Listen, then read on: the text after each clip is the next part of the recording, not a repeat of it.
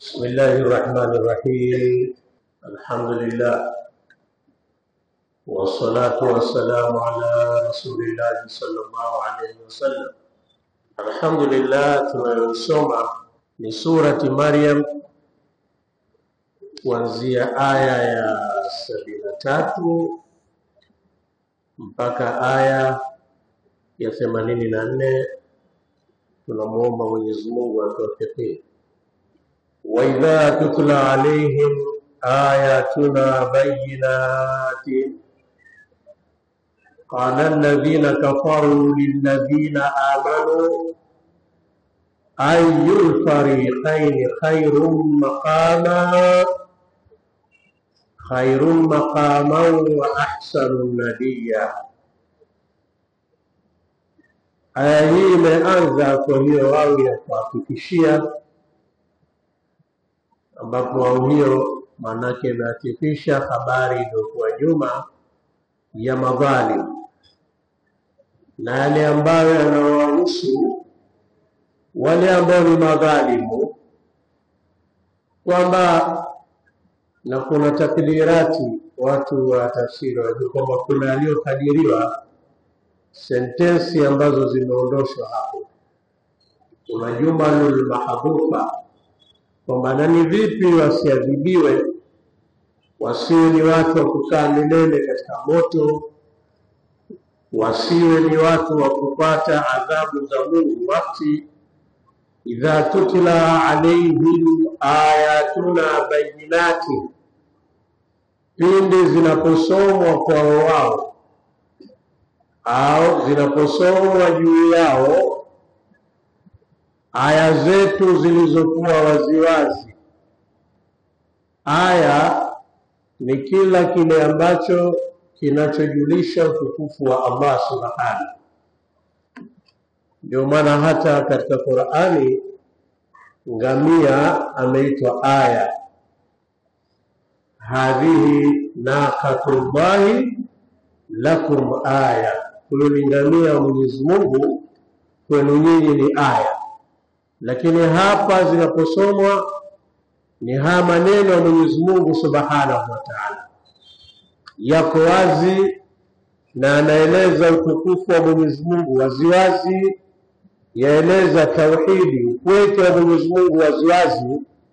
Lakini pamoja na hayo, wa idha tutla alayhim, pindi zinaposomwa juu yao ayatuna bayinati, aya zetu ambazo ziwazi kabisa. Qala alladhina kafaru, husema wale ambao waliokufuru, lilladhina amanu, kuambia wale ambao walioamini. Wale waliokufuru, ili ufahamu vizuri aya hii, walikuwa wakiwaambia walioamini. Lilladhina amanu, hiyo lamu ni lamu ya at-tablighi, maana yake tufidu mushafahata wa mukhatabata. Kwa maana ni kwamba walikuwa wakiambiwa, wale waliokufuru walikuwa wanaambia ana kwa ana. Lakini lazima wafahamu kilichopelekea hao waliokufuru kuambia waumini haya yanayokuja ni nini.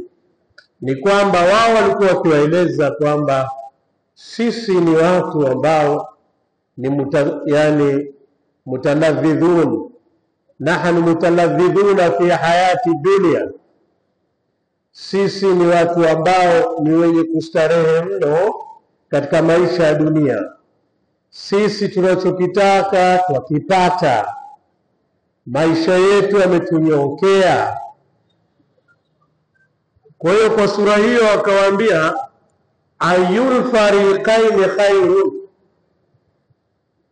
kwa maana kwamba wanaoelezwa ni fukarau minal mu'minin, mafukara katika waumini, kwamba nyinyi, sisi hali zetu ni hizo, na nyinyi hali zenu ni ngumu, ni tabu, ni misukosuko, na bado mnatuita katika dini ya Mungu. Tunasema ayyul fariqaini khairu.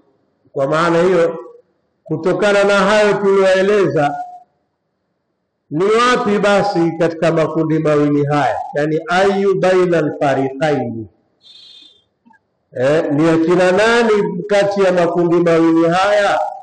Khairun, ni bora zaidi. Tena alichokuwa kikusudia ni khairun inda Allah, ni bora zaidi mbele ya Mwenyezi Mungu, kwa sababu sisi tupata starehe mno katika maisha yetu, na nyinyi mwapata tabu mno. Kufari wanawaambia waumini. Sasa ni nani ambao ni bora zaidi? Maqaman, ni bora zaidi kwa daraja. Maqam au bora zaidi kwa makazi, mahala tunapoishi sisi ni pazuri. Kwa ayul fariqaini khairun maqama, ni lipi kati ya makundi mawili haya ambalo ni bora zaidi kwa makazi, bora zaidi kwa daraja, bora zaidi kwa maisha? Maqaman yatafsiriwa kwa daraja kama ilivyokuja katika tafsirul Jalalain, lakini pia hutafsiriwa maqaman kwa maana maskani, mahala pa kuishi, kama ilivyokuja katika Futuhatul Ilahiyya na tafsiri nyingine. Lakini maqaman kwa fataha ya mimu, ndivyo wanavyosoma jumhuri ulama pamoja katika qurra'u sab'a, wale wasomaji Qur'ani saba. Maana Qur'ani ina visomo saba ambavyo ndivyo vinavyokubalika zaidi, mbali na 14 vile vingine na saba nyingine vile vingine. Sasa Ibn Kathir yeye husoma hapo ayul fariqaini khairun muqama, hasemi ayul fariqaini khairun maqama, lakini kila itakavyokuwa hiyo ni ismu makani au ikiwa kwa maana ya masdar. Maqama ni ikiwa ni thulathia kwa watu wa lugha, au muqaman inakuwa kwa rubaiya kwa maana iqama, kwamba ni wapi ambao ni bora zaidi kwa makazi. Wa ahsanu nadiya, na ni wa bora zaidi kwa baraza la mazungumzo. Nadiya yatokana neno nada. Anada asili yake ni ukarimu, utukufu. Sasa kulikuwa na tabia kwa Waarabu wale ambao hali zao za maisha ziko vizuri, wanatafuta kijiwe cha mazungumzo kwa ajili ya kunufaisha kupangilia mambo yao ya kidunia na mipango yao mbalimbali, kama unavyoona mabaraza mengi hapo ya namna hiyo. Sasa baraza lililofanikiwa ni lile ambalo watu wake wana maisha mazuri, wana kazi nzuri, wana hali nzuri. Kwa hiyo kwa sura hiyo wakawarudisha kule kwamba ayul fariqaini khairun maqama wa ahsanu nadiya, ni lipi kati ya makundi mawili haya, makundi ya makafiri na makundi ya waumini, ni bora zaidi kwa makazi na ni bora zaidi kwa baraza? Umeeleweka hilo Kwa sura hiyo aya hii yaonyesha kwamba wale kufari walikuwa wakiwa kejeli waumini wale ambao hali zao ni ngumu, kwamba hii imani yenu ndio inawafanya mwe hivi. Sisi tunaamini masalamu, hali zetu nzuri, lakini kwa hakika maisha, muumini anaweza kidunia akawa na hali inaonekana nzito, na asiyekuwa muumini pia akawa na hali nzito na akawa na hali ambayo ni nzito pia. Muumini anaweza akawa hali nzuri, asiyekuwa muumini pia akawa na hali nzuri. Ni mgao tu wa maisha. wa kam ahlakna qablahum, baada ya kueleza ile iftikhari yao, kujifakharisha kwao na kujiona kwamba wao ni watu wa maana. Mwenyezi Mungu Subhanahu wa Ta'ala hapa anawapigia mfano nyumati zilizopita ambazo Mwenyezi Mungu aliwaadhibu, aliwaangamiza hapa duniani. Yajulikana katika Qur'ani kwamba katika watu walioneemeshwa sana walikuwa watu wa Adi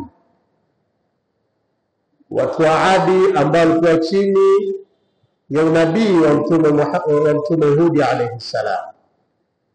Wao walikuwa na daraja kubwa kwa maisha ya dunia na walikuwa ni watu wenye nguvu kiasi ya kwamba mmoja wao kwa urefu, Ibn Abbas anasema alikuwa anafika urefu wa dhiraa 70. Dhiraa 70 ni kama yadi 70. Yadi imepungua kidogo sana, na wengine hulinganisha na mita, kwa maana ni kama mita 70 mtu urefu wake, bali wafasiri wengine wakasema yadi 400. Watu hao walikuwa na neema kubwa, ni kuruni zilizopita. Thamudi nao walikuwa hivyo hivyo, Firauni na watu wake walikuwa hivyo hivyo, lakini wote waliangamizwa. Adi waliangamizwa kwa upepo, Thamudi wakaangamizwa kwa ukelele wa Jibril alayhi salam, na Firauni aliangamizwa kwa kuzama katika mto Naili. Sasa Qur'ani hapa wanakumbushwa wale Makuraishi ambao wanajifakharisha kwa maisha mazuri waliokuwa nayo na makazi mazuri waliokuwa nayo. Qur'ani hapa sema wa kam ahlakna qablahum min qarni, kwamba wafahamu bwana hawa ambao wanajifakharisha hivyo ni wangapi au ni mara ngapi tumeangamiza waliokuwa kabla yao, au ni wangapi tulioangamiza waliokuwa kabla yao. Kama hii ni kama na khabaria yafilisha takfir, huko hatutaenda sana kwenye lugha, kwamba ni wengi kiasi gani, maana yake tulioangamiza kabla yao, min qarnin, yani katika nyumati zilizopita, kwa sababu karnu ni katika alfadhul mushtarika, matamshi ambayo tamshi moja ambayo lina maana nyingi. Miongoni mwa maana na maana ambayo imekusudiwa hapa ndio ninaitaka ni ahlul usuri, ahlu zamani kadha, ni watu wa zama kadha, na hapa kuna kusudiwa nyumati zilizopita. Kwa tutakwenda kwa tafsiri hiyo hiyo kwamba wakam ahlakina qabla min qarni, ni wangapi, ni wengi kiasi gani, wakawa kifahamu kwamba ni wengi kiasi gani tuliangamiza kabla yao katika nyumati zilizopita, yani watu waliopita huko.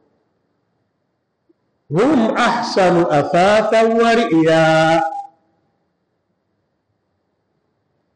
hum ahsanu athathan wa ri'ya.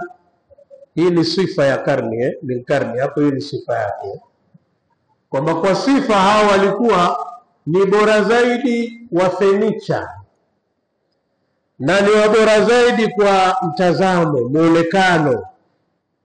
Ri'ya kwa maana almar'i, kwamba mar'i, kwamba ile muonekano.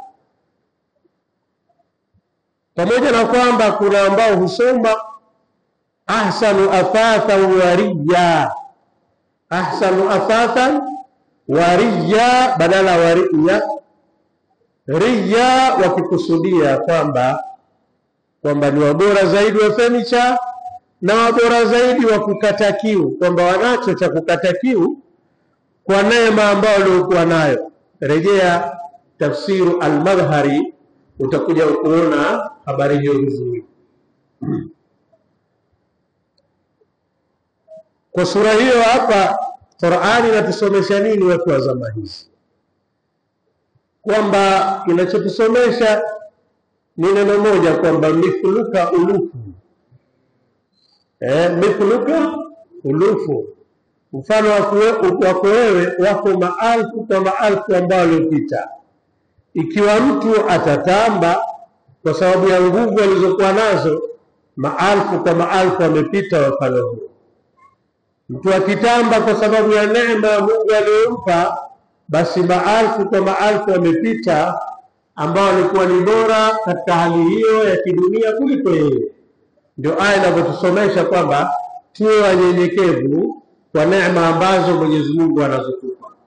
Qul, sema ewe mkamilifu wa daraja, mtukufu wa daraja, Mtume Muhammad ambaye hakuna mfano wako, tena useme kwa niaba yangu mimi Allah subhana, hali ya kuwa wasema maneno niliyokutuma wewe. Sekul ni moja, imekuja katika Qur'ani neno qul mara 315. Hii qul Qur'ani zima iko mara 315, lakini qul yote ilivyoonekana imekuja kwa Mtume Muhammad sallallahu alaihi wasallam. Na hii hata mimi kukubaliana na wewe ni ghayatu ta'dhimi li rasulillah, ni ukomo wa kumwadhimisha Mtume sallallahu alaihi wasallam. Waonaje wewe mfalme wa nchi akikwambia simama useme, sema maneno yangu kwa niaba ya Watanzania wote au kwa niaba ya watu wote, watu watakutazama bi'aini tabjili wa aini ta'dhimi wa aini tafkhir, kwa namna gani, kwa kiwango gani? Bila shaka watakutazama kwa jicho kubwa sana, jicho la kukuadhimisha kwamba mpaka mfalme wa nchi anakuambia wewe useme, basi wewe kubwa sana. Lakini je, aliyeumba mbingu na ardhi anamwambia mtume qul, sema ya Muhammad, man kana fi dhalalati, yote ambaye atakayekuwa yumo katika upotovu, yani upotovu hapa ukafiri, kughafilika na aya za Allah subhana, falyamdud lahu arrahmanu madda. Wasomi wanajua kwamba hapa imekuwa ni insha, lakini kwa maana ya habari. Falyamdud lahu arrahman, falyamdud lahu arrahmanu madda, kwamba Mwenyezi Mungu atamzidishia muda huyu wa kuishi katika huu ulimwengu. Kwamba man kana fi dhalala, atakayekuwa katika upotovu, falyamdud lahu arrahmanu madda. Ni insha bi maana al-khabar, kwamba Mwenyezi Mungu atamzidishia muda katika huu ulimwengu, kumzidishia muda uliokuwa mkubwa. Unajua hii kwa nini? Kwa sababu tuambiwa inna hadhihi dunya khuliqat lakum, waumini ndio wanaambiwa hivyo, hii dunia imeumbwa kwa ajili yenu. Wa antum khuliqtum lil akhirah, na nyinyi waumini mmeumbwa kwa ajili ya akhera. Lakini hii dunia kwa upande wa makafiri, kwamba wao wameumbwa kwa ajili ya dunia, kwamba ukishakuwa ni kafiri basi uko kwa ajili ya dunia. Lakini muumini, dunia ipo kwa ajili yake. Sikuona tofauti yake zungaiona. Narudia maneno, kwa upande wa kafiri, dunia yeye ni kwa ajili ya dunia, lakini muumini dunia ni kwa ajili yake. Kwa hiyo yule ambaye yeye ni kwa ajili ya dunia, dunia itamtumikisha, lakini ambaye dunia ni kwa ajili yake, yeye dunia itaitumikisha. Ndivyo waumini wanavyokuwa. Wa antum khuliqtum lil akhirah, na nyinyi mmeumbwa kwa ajili ya akhera. Kwa hiyo kafiri kupewa muda katika dunia akaishi ni haki yake, kuishi zaidi katika dunia ni haki yake, lakini muumini hakuna anachotamani, muumini wa kweli, lakini hakuna anachoona tamu kama wakati anakufa, ni kwamba hatamani kurudi katika dunia. Lakini kafiri akifa anatamani arudi katika dunia. Kwa hiyo hapa Qur'ani inaposema qul, sema ewe Muhammad, man kana fi dhalala, yoyote atakayekuwa katika upotovu, yani ukafiri na nini, faliyamdudu lahu arrahman madda, Mungu atampa muda wa kuishi sana tu katika hii dunia. Ndio hao makafiri wameishi sana, nafanya uovu lakini anaishi sana, lakini istidraj ni kukokotwa taratibu kwa ajili kesho akhera asipate sababu ya kusema hata idha ra'au ma yu'adun, mpaka watakapoona yale ambao wanaoahidiwa, imma al'adhaba wa imma as-sa'a, imma harfu sharti wa tafsili, na kwa watu wa mantiki ni maniatul khulwi. Kama ni maniatul khulwi, kwa maana yake yajuzu fihi al-jamu, kuunganisha al-adhaba wa saa. Waturudie tafsiri ili twende pamoja. Idha ra'au ma yu'adun, hatta idha ra'au ma yu'adun, hawa watapewa muda tu katika dunia, wataishi mpaka watakapoona yale wanaoahidiwa, imma adhabu na imma saa.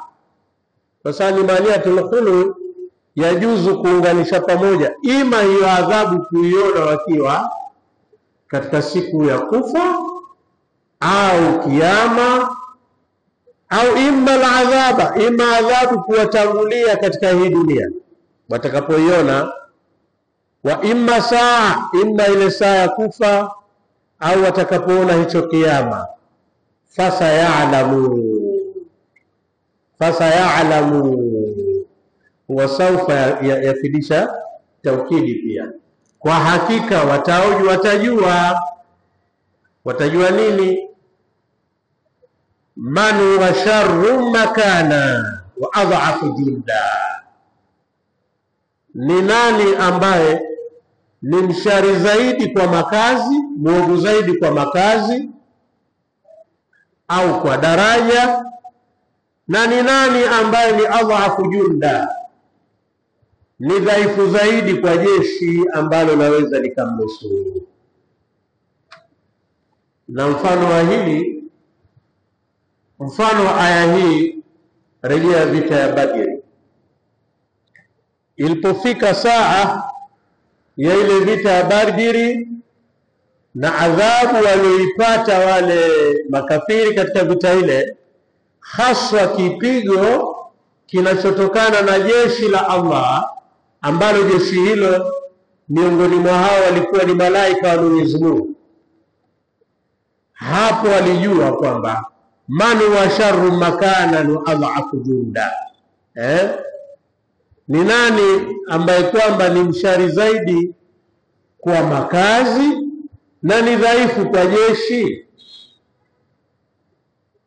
Mfano hiyo vita Badr, na mfano wale makafiri waliopita nyuma kina Adi, walipoona upepo ule ambao ulikuwa baridi kali, upepo uliovuma kwa muda wa michana 7 na usiku 8, ukawakata vipande, basi wao walijua kwamba ni nani washari zaidi makanan, kwa daraja au kwa makazi, wa adhafu junda. Jama, hii aya ni jawabu la kule ayyul fariqaini khairun maqaman wa ahsanu nadiya, ile tulianza kule 75,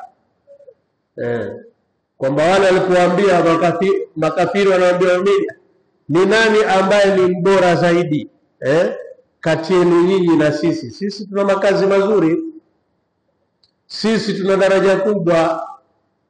Dunia hii iko kiganjani, tuwafanya tutakalo, hakuna kutuzuia. Nyinyi hamna uhuru, hali zenu nzito. Sasa hapa tunaambia fasayalamu hata idha raau ma yuadun, mpaka watakapoona kile wanachoahidiwa, imma al-adhaba wa imma saa, imma ni adhabu itakawapata katika hii dunia, wa imma saa, au kiyama. Na kiyama cha mtu chaanza pale atakapokufa, ile saa ya kufa ukaona. Sasa tusema kwamba ni maniatul khulwi, kwa sababu pale wakati unakufa, Qur'ani inavyotueleza ni kwamba wako malaika kama wameishi vibaya katika hii dunia. Kuna malaika ambao wanakupiga, walau tara idh yatawaffa alladhina kafaru almalaikatu yadribuna wujuhahum wa adbarahum. La utaona pindi wanapokufa wale ambao walikufuru, basi utaona malaika wanawapiga nyusoni mwao na wanawapiga migongoni mwao. Sasa ndio maana tutasoma ni maniatul khulwi pia, kwamba adhabu ile saa kweli imefika ya kifo, lakini adhabu ipo hapo. Sasa hapo hali hiyo ikitokea, fasayalamun, ndipo atakapojua man wa sharru makana wa adhafu junda.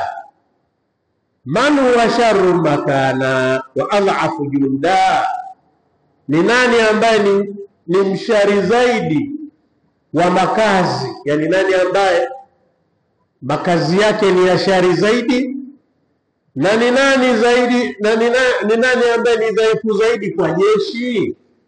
Nadhani hapo kumeeleweka sasa. Na ile aladhaba na saa, kwa watu wa lugha pataka hapo ni badalu ya ma, yani idha ra'au aladhaba wa saa fasalamuna man wa sharru makana wa adhafu junda. Sawa, watu wa lugha. Wa yazidu Allahu alladhina ihtadaw huda, wa yazidu. Na baada ya kueleza mambo yote haya, yani baada ya kwamba watu hao watakuwa katika adhabu huko akhera, na wakajua kwamba hili tulilofanya sisi ndio watu wa makazi mabaya zaidi, na tuna hali ngumu zaidi kuliko wale walioamini, basi Qur'ani inasema yazidu Allahu alladhina ihtadaw huda, Mwenyezi Mungu atawazidishia wale ambao walioongoka, atawazidishia uongofu zaidi. Au aya hii ukirudisha ukiondoa kule akhera ukaileta katika makazi haya dunia, wa yazidu Allahu alladhina ihtadaw huda, Mwenyezi Mungu atawazidishia wale walioongoka, atawazidishia uongofu, kwa maana imani, pale watakapoona kwamba wale mahasimu wao waliokuwa wamestarehe katika hii dunia kwa namna mbalimbali, wao Mwenyezi Mungu amewaadhibu katika hii dunia na amewapa dhiki iliyokuwa kubwa mno, basi hilo Mwenyezi Mungu atawazidishia uongofu. Kwa kuona hivyo anazidi kuongoka na anazidi imani. Aya hii ukirejesha kwa upande wa Mtume Muhammad sallallahu alaihi wasallam, ni pale katika vita ya Badr, wale sanadidu Quraishi, mabwana wakubwa wa Quraishi, Abu Jahal, Umayya bin Khalaf, na kina Utba bin Rabi'a, Shayba bin Rabi'a, wote wale ambao walikuwa wakisema maneno haya kuambia makafiri, maiti zao zilikuwa Mtume Muhammad aliamuru kwamba zitupwe kwenye shimo moja kule Kulaibu. baada ya kutupwa katika shimo moja na wakafukiwa tu kwamba alikuwa anamuita mmoja baada ya mwingine kwa jina lake wakati kafa. Ya Aba Jahal wa ya Umayya bin Khalaf wa ya Utbata bin Rabi'a wa ya Shaybata bin Rabi'a, hal wajadtum ma wa'adakum Allahu haqqan fa inni qad wajadtu ma wa'adani rabbi haqqan. Hal wajadtum ma wa'adakum Allahu haqqan, je, mmekuta yale ambayo aliyokuahidini Mwenyezi Mungu ni kweli? Yani mmeshajua kwamba yale aliyokuwa akiahidini Mwenyezi Mungu ni kweli? Mimi nimeshajua na nimekuta kile ambacho alichoniahidi Allah subhanahu. Sababu ahadi ni kwamba wale makafiri wote watapata adhabu kubwa katika vita ya Badr na Mwenyezi Mungu atawamaliza wote. Mpaka Saidina Umar akatatizika na Mtume sallallahu alaihi wasallam, ambia kaifa tukallim ya Rasulullah ajsadan la arwaha fiha, vipi wazungumza na viwiliwili ambavyo havina roho?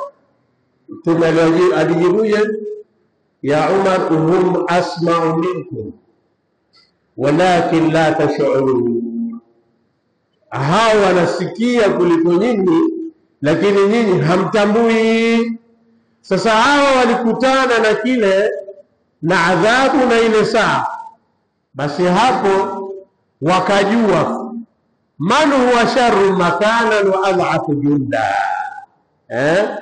ni upi, ni nani kati yao ambao ni mshari zaidi kwa makazi na ni dhaifu kwa jeshi. Wa yazidu Allahu alladhina tadawuda, yani wa ba'da dhalik, baada ya hayo Mwenyezi Mungu akazidisha kwa wale ambao walioongoka, akazidishia uongofu imani, kwamba kweli lile alilotuahidi Mwenyezi Mungu ni kweli limefanyaje, limetokea, na kweli likatokea. Au hiyo akhera, siku ya kiyama, ni kwamba au wakiwepo watu kaburini ndio watajua. Sababu hata makafiri watajua daraja za watu za wenzao walivyokuwa wakiishi katika dunia. Kafiri naye anajua kwamba wenzangu wako katika neema na sisi tuko katika adhabu, na kule akhera Mwenyezi Mungu atawazidishia huda. Huda ya akhera hapo ni kuzidishia mapenzi na imani pia. Hata akhera kuna kuamini, kwamba wale waamini wataendelea kuwa na imani zao hivyo hivyo kuamini Allah subhanahu, na wakiona wale walikuwa wanaahidiwa imani zao zazidi. Ndio hiyo bwana, wayazidu Allahu alladhina hatadau huda. Walbaqiyatu salihatu, hiyo albaqiyatu salihatu kuna kiminyano kikubwa kwa wafasiri wa Qur'an,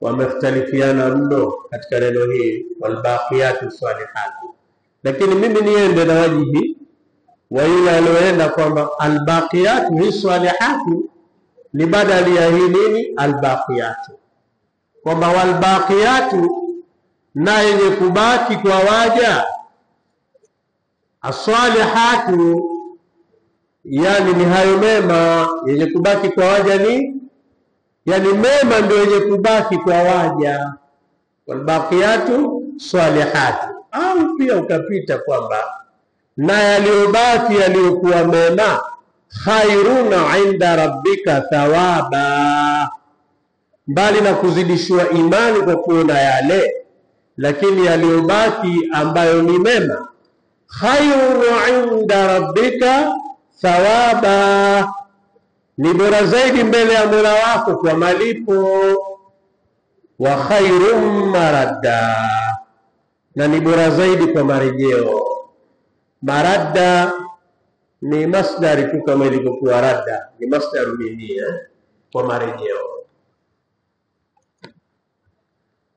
Kwa hiyo albaqiyatu salihatu, kwamba hapa kisema albaqiyatu yenye kubaki katika hii dunia as-salihatu ndio hayo mema, kwamba mema ndio yenye kubaki bwana katika hii dunia. Hakubaki athasi wala hakubaki ariya, kama kule alivyosema hum ahsanu athata wa riya. Hakubaki muonekano wa mtu katika dunia, wala hakubaki mali alizokusanya katika hii dunia. Kinachobaki ni nini? Ni mema. Ndio kapita hivyo kwamba baqiyatu salihat khayrun 'inda rabbika thawaban wa khayrun maradda, ni bora mbele ya Mola wako kwa thawabu, na ni bora kwa nini? Kwa marejeo.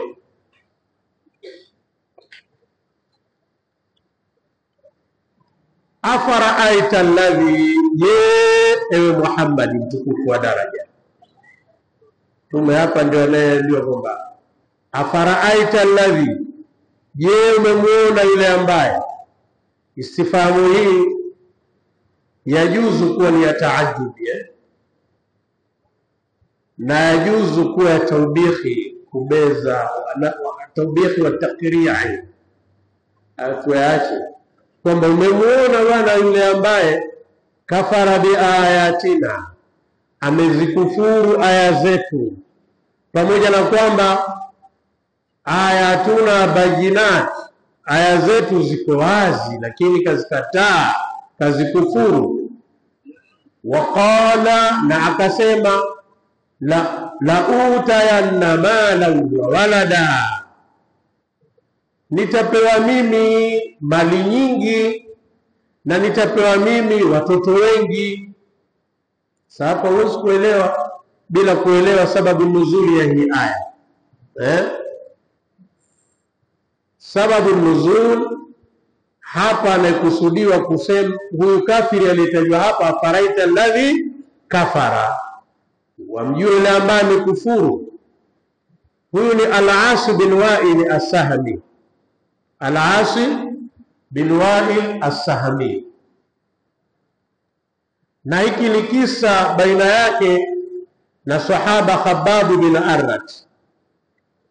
Khabbab bin Arrat katika ujahiliya kabla ya Uislamu alimkopesha Al-As bin Wa'il. Al-As bin Wa'il sasa akalitaka deni lake, lakini wakati anataka deni lake, Khabbab tayari kashasilimu, ni Muislamu na anampata Mtume Muhammad, na hawa ni miongoni mwa wale watano ambao Qur'ani inasema inna kafainaka almustahzi'in. Hao ni watano wale ambao walikuwa kimcheza shere sana Mtume. Mmoja wao ni huyo As bin Wa'il. Sasa alipokwenda kuchukua deni lake, akakataa, akamwambia sikulipi. Huyu bwana akamwambia utanilipa. Khabbab bin Arrat anamwambia As bin Wa'il, lazima ulipe deni langu. As bin Wa'il akamwambia, ikiwataka nikulipe deni lako, mkufuru Muhammad, ikufuru dini ya Muhammad, wewe kuwa kafiri, mimi nitakulipa deni lako. La, sikulipa. Akasema, mimi lan akfura Muhammadan hatta tamuta wa tub'atha, sitomkufuru Muhammad ufe na ufufuliwe, mimi sitomkufuru Muhammad. Akaambia, basi bwana, kama huko mkufuru Muhammad, huko akhera watu si watapewa malipo? Dalili naiona hii tulikuwa sisi ambao tuna neema ya dunia, kwamba Mungu ameturidhia, ameturidhia, ndio maana mambo yetu mazuri. Kwa hiyo kwa sababu katuridhia, hata akhera atatupa mali na watoto, ataturudishia mali na watoto. Akishanirudishia huko akhera huko, unifate bana, nitakupa haki yako, nitakulipia akhera nitakapopewa mimi mali zangu. Jamaa jeuri ndio Ash bin Wa'il. Rejea tafsiri ya Imam Qurtubi, Al-Jami'u li ahkami al-Qur'an, Al-Jami'u li ahkami al-Qur'an, ndio kisa hicho utakipata vizuri. Au rejea tafsiri nzuri pia Futuhatul Ilahia, hicho kisa pia utakipata. Rejea tafsiri al-Madhari. Sasa afaraaita alladhi kafa, ndio maana akasema hapa, wewe Muhammad, wewe wamjua, si unamjua bwana yule. Naona Allah anazungumza na mtume hapa ni kama ni watu, ni kama ni wakaribu mno. Faraaita, sio maana yule ambaye kafara bi ayatina, amezikufuru aya zetu. Waqala, na akasema la utayanna, nitapewa mimi, binawa na majhuli la utayanna, nitapewa mimi, lazima, wallahi.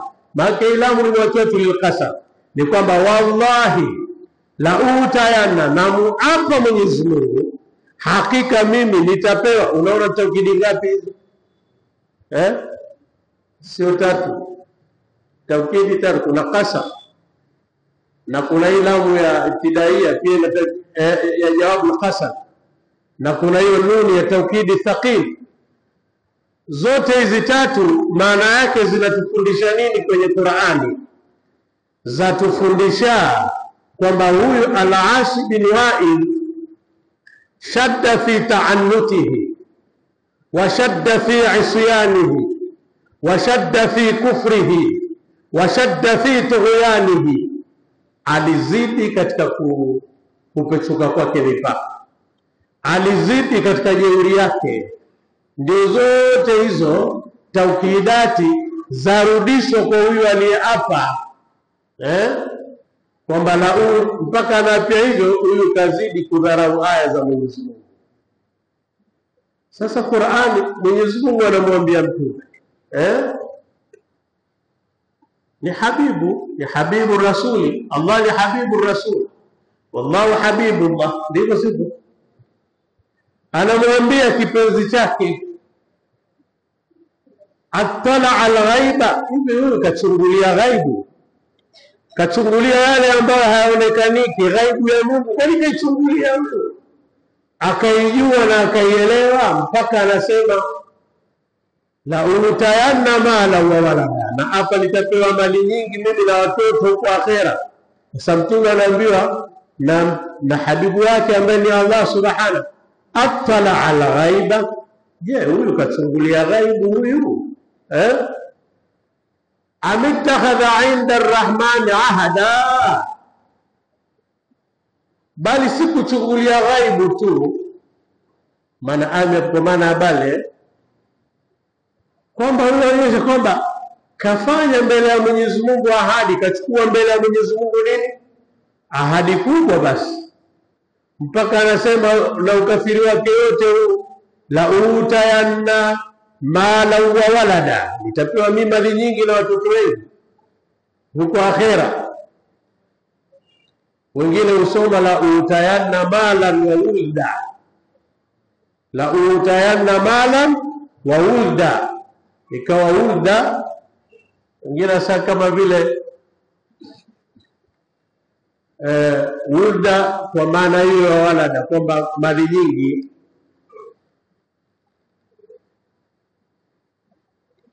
Hapana, ni wulada, malan wa wulada, na malan wa wulda pia usoma hiyo, malan wa wulda, baadhi yao usoma hivyo. Tena katika Qur'an 7, wale wasomaji 7, 4 ndio wamesoma wa kutia dhamma na 3 ndio wamesoma kama hivi mala wa walada. Atala ala ghaiba, maana hapo ni kwamba atala ala ghaiba, maana hiyo ni hamza istifham, lakini ile hamzatul wasl imeondoshwa litakhfifi. Nasema atala ala ghaiba, huyu kachungulia ghaibu huyu, mpaka anasema nitapewa mali nyingi na watoto. Lakini mazungumzo ya Allah subhanahu na mtume wake, Lakini hii yote yaonyesha maratibu rasuli wa manazilu rasuli, maratibu rasuli wa manazil rasuli inda Allah, daraja za Mtume Muhammad mbele ya Mwenyezi Mungu. Hata lugha ile baina Allah na mtume wake wanapozungumza yaonyesha hivyo. Kalla, hapana, sivyo hivyo. Hii ni moja katika tafsiri ya kalla, na kalla ina madhahibu 6 katika tafsiri. Kalla, hapana, sivyo hivyo. Na hii hapana, sivyo hivyo ni tafsiri ya Abu Abdullah al-Bahili. Wamepita wanawazuoni, ikapita hapana, sivyo hivyo. Lakini kuna kalla ya Abu al-Abbas ar-rad'u wa zajar, na akombe. Kalla na akombe, hiyo akombe hii ar-rad'u wa zajar. Lakini ziko alhasili ni kwamba kalla ina maana 6. Wengine wamepita kabisa kwa tasdiki kwamba naam, kalla, naam, ndio. Lakini akapita wengine haqqan, kwa haki, kalla, kwa haki. Sisi katika darasa yetu hii naomba tupite hivi kama alivyopita Abu Abdullah al-Bahili, kalla, hapana, sivyo hivyo.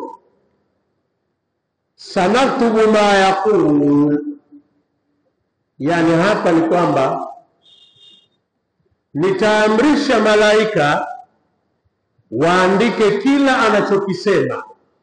Mani katika asmaul al-mawsula yufidu nini? Al-umuma. Sanaktubu, nitaamrisha malaika kisha tutaandika kila anachokisema, kwa sababu ma yalfidhu min qawli illa ladayhi raqibun atid. Hatamki mtu jambo lolote ila mbele yake kuna malaika waandishi ambaye ni raqibun atid.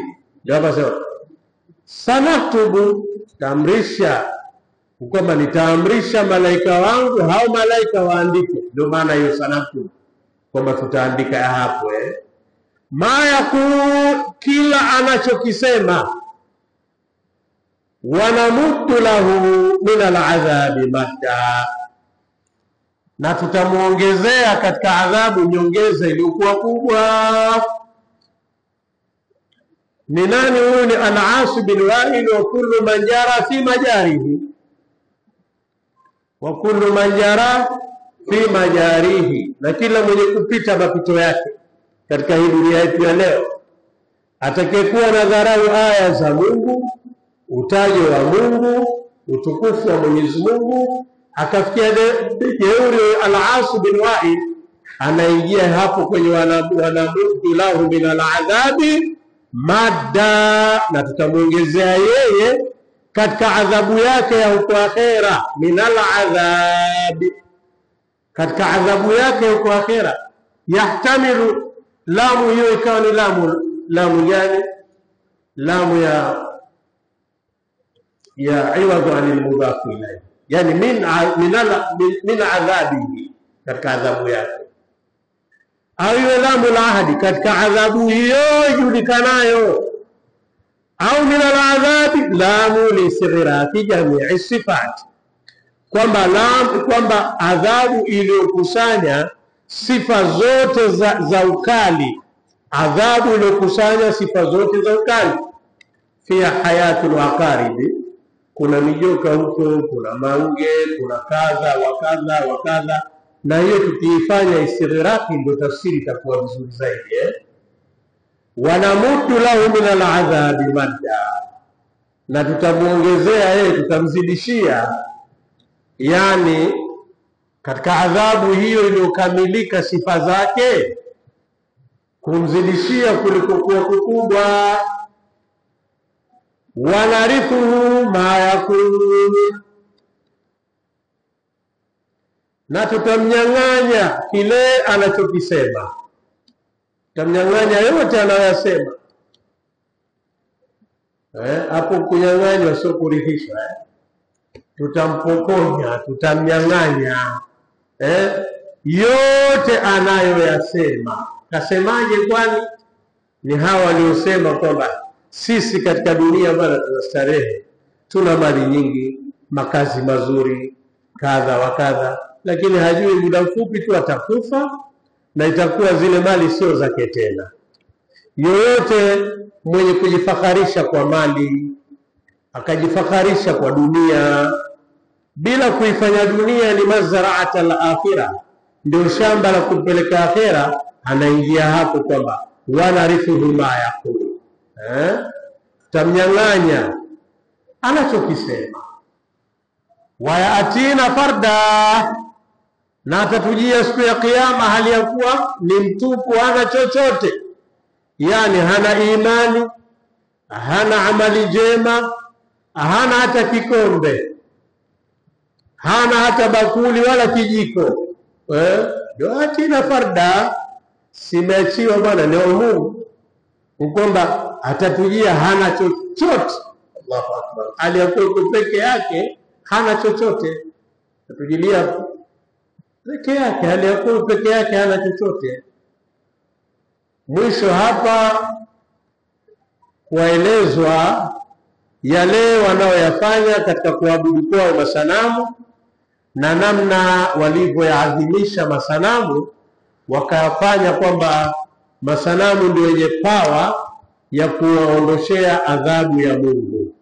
Wattakhadhu min dunillahi aliha, na wanamfanya asiyekuwa Mungu ndio miungu, wanafanya kisichokuwa Mungu ndio miungu yao. Liyakunu lahum izza, ili hao miungu hao wawe kwa ajili yao ndio watetezi. Maana izza imekuja kwa masdar, lakini kwa maana ya aizza, kwa wao ni watetezi, ndivyo inavyofasirika. Watetezi siku ya kiyama kwa ile adhabu ya Mungu. Maana hiyo imetafsirika hivyo izza, kwamba ndio utetezi au ndio watetezi kwa karina iliyokuwa mbele hapo. Aya iliyokuwa mbele ndio inaonyesha kwamba izza hapo si kwa maana ya watukufu, kwa maana ya watetezi, au kwa maana ya utetezi au pawa ya kuwatetea, nguvu ya kuwatetea. Kalla, turudini tafsiri yetu ile ya Abu Abdullah al-Bahili. Hapana, sivyo hivyo, kwa maana yote haya hayatotokea. Au pia tafsiri ilikuwa karibu ni ile ar-radi' wa zaja, na akome na wakome, tena wakome sana.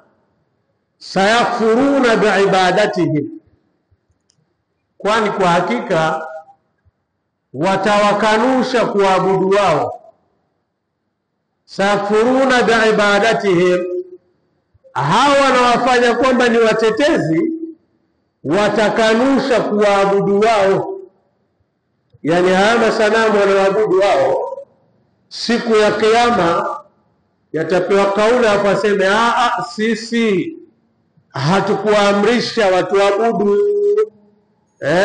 Ndio maana hapo sayakfuruna biibadatihim, watakanusha na watakataya kuabudu wao. Wayakunu alaihim bidda, yani na wakishawakataa watakuwa kwa wao ni maadui. Wayakununa alaihim bidda, na watakuwa kwa wao ni maadui, yani ni maadui wa kuwakandamiza katika adhabu ya Mungu. Au kwa tafsiri ya dhahiri kwamba wayakununa alaihim bidda, na watakuwa juu yao ni kinyume, yani watakuwa kwa wao nani? kinyume na hivyo walivyokuwa wanadhania, lakini tutafsiriwa kwamba watakuwa juu yao ni maadui. Aya tuenda mwisho kabisa. Alam tara, umeona Muhammad, unajua wewe Muhammad, ewe mtukufu wa daraja, anna arsalna shayatin ala alkafirin. Hivi unajua Muhammad, hii ni ru'yatul ilmiyya, ni arruyatul ilmiyya, si arruyatul mushahada wala ayat, si kuona huku kwa kwamba umeona, si umejua, unajua ewe Muhammad, umekushajua. Anna arsalna shayatina, kwamba tuliwaachia huru mashaitani. Arsala hapa si kuwatuma, ni kuachia huru. Tuliwaachia mashaitani ala alkafirin, kuachia kwa makafiri, tauzuhum azza, wanawatikisa kuwatikisa kulikokuwa kukubwa mno. Kwamba wanawatikisa katika nyoyo zao kiasi ya kwamba wanawapelekea taswilati, wasiwasi na ushawishi wa ajabu. Fala ta'jal alayhi. Mwisho aya hii walillahi alhamdu ilikuwa ni vizuri sana, kwa sababu imekuwa kama ni conclusion. Namna ilivyokuja imekuwa kama ina conclude the previous phrases, kwamba hizi taarifa zote, habari zilizotangulia, kama vile inafanya conclusion kwamba fala ta'jal alayhi. Basi Muhammad, manafau yenyewe ni fau ya fasiha, na fau fasihat kazi yake ni kwamba asahati ash-shart al-mahdhufata, imeweka wazi sharti ambayo iliyotangulia, kwamba ikiwa umeyajua hao yote na hali zote hizo ewe Muhammad, ndio maana hiyo fei yako. La ta'jal alayhim, hawa usiwafanyie haraka, hawa usiwafanyie haraka kwamba wapatwe na adhabu washukie. Kwamba kwa nini Mungu asiwaletee adhabu wale wanaowatesa sana kule Palestina? Pia leo inaingia hapa, fala ta'jal alayhim, usifanyie haraka hawa. Innama na'uddu lahum adda, aika sisi tunawahesabia hesabu za maisha yao, hesabu zilizokuwa sawa sawa. Innama ikasi vinginevyo ni adatu hasri, na'uddu lahum adda, kwamba tunawapigia hesabu kali. Ndio na'uddu lahum adda, ni kwamba tunawahesabia wao katika maisha yao hawa hesabu zilizokuwa za sawa sawa. Umri umekwisha wenyewe. Huyo anawatesa wala Palestina sana miaka 70 singapi yule? Akabakiza nini katika dunia? Na'uddu lahum adda, kwamba tunawahesabia kwamba hesabu iliyokuwa madhubuti, wala hatupotei katika hesabu yetu, kwamba huyu umri wake unaisha siku fulani na bado kidogo tu, kaburi ataingia siku fulani. Na'uddu lahum adda wala ta'jal alayhi, sio fanyia haraka. Yuko wapi Firauni bwana? Kaishi miaka chungu nzima, kama hajawahi kuwepo. Alisema ana rabbukumul a'la, lakini ndio hii kwamba fala ta'jal alayhim innama na'uddu lahum adda, sio fanyia haraka. Sisi tuwahesabia, tuwapigia hesabu, tuwapigia hesabu kali, tunahesabia hesabu zilizokuwa madhubuti. Ndio hiyo ya nini mafulu mutlaq, maana yake hapo. Basi hizi ndio aya ambazo tumepewa kuzifasiri. Mwenyezi Mungu aingize Qur'ani ndani ya nyoyo zetu, uwe ni mwongozo katika maisha yetu ya kila siku. Qur'ani Mwenyezi Mungu ajalie iwe ni rabi'a qulubina, iwe ni rabi'a qulubina, na iwe pia Qur'ani ni shifaa lima fi suduri, iwe ni ponyo kwa yote yaliyokuwa katika nyoyo. Subhanaka Allahumma bihamdik ashhadu an la ilaha illa anta astaghfiruka wa atubu ilayka. Subhana rabbika rabbil izzati amma yasifun wa salamun ala al-mursalin walhamdulillahi rabbil alamin. Nashukuru sana uongozi wa Masjid Kipata kunijumuisha katika ibada hii ya kufasiri Qur'ani. Mwenyezi Mungu tunamuomba afikishe hayo tulio ya tafsiri katika nyoyo, na Mungu azidishie kila la heri. La pili, nawashukuru sana